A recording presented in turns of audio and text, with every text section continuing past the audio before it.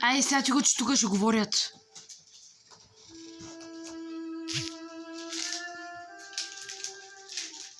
Едва се сдържах да не прегърна майка ти.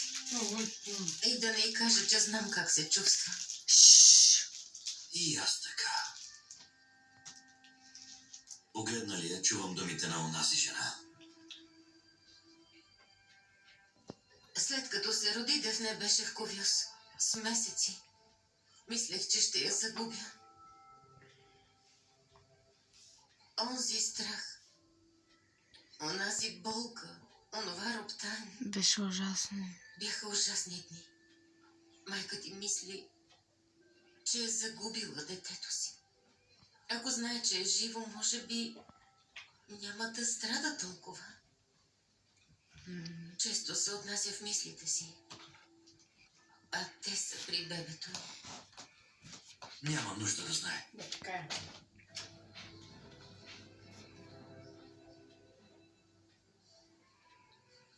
Няма да узнае Тюркин. Ще направим каквото трябва, за да не си спомня. За да забрави бебето, родено от онази голяма болка. Длъжни сме да го направим.